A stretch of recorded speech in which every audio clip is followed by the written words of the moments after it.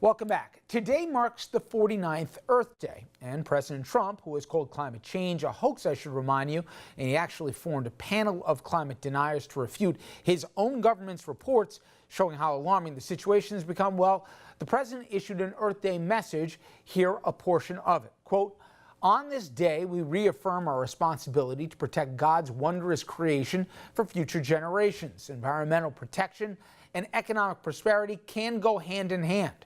A strong market economy essential to protecting our critical national resources and fostering a legacy of conservation," end quote. But again, it is his administration that's rolling back so many things that have been intended to, well, frankly, protect the environment. I'm going to give you just a short version of what is a laundry list that could go on all day. This administration is easing rules on coal to encourage more mining and coal-burning power plants. Also, the government's policy is to, well, drill, baby, drill. Tried to open up the Arctic to drilling, but a federal judge just blocked that. The administration also fighting a legal battle to drill offshore in the Atlantic. It has also loosened rules on methane, which is a highly potent greenhouse gas, and it is rolling back fuel efficiency standards that put more gas guzzlers on the road. Joining us now, environmental talk show host and producer Betsy Rosenberg. And I want to get into what people can do and where we are right now, but again, there is a political component that's unavoidable here. I want to read you a statement from the president of the Sierra Club, and see if you agree with this statement.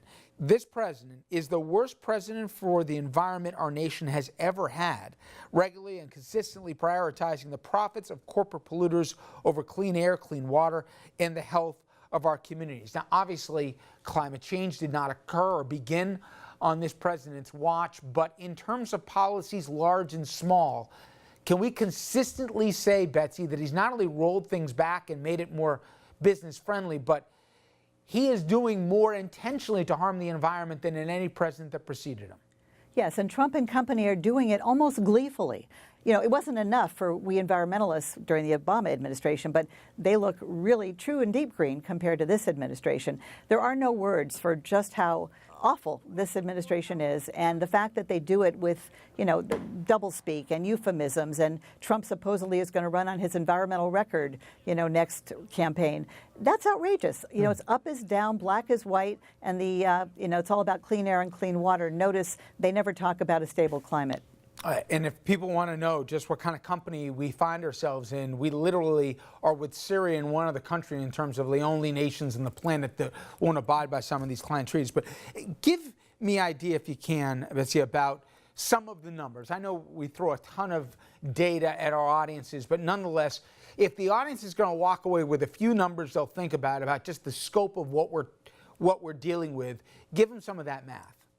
First of all, 20 out of the last 22 years have been the hottest. March was the hottest March ever on record. So we are going exactly in the wrong direction quickly. If this president and his administration have their way, it's estimated there will be something like 200 million metric tons more of greenhouse gases in the atmosphere by 2025. That's a mere 5 years away if they're allowed to do what they're trying to do.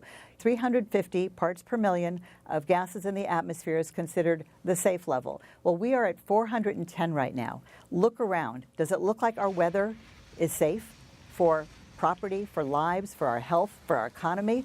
We have so much work to do and so little time. The climate window is closing. I hope that number illustrates just how much trouble we're in.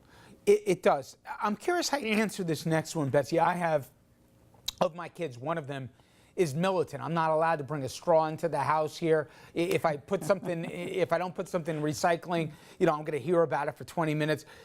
The point is, while that's all helpful, does it run the risk that people are satisfied with little, you know, personal changes that are sufficient? I mean, as you describe it, the clock is quickly running out of time. We need draconian, dramatic differences.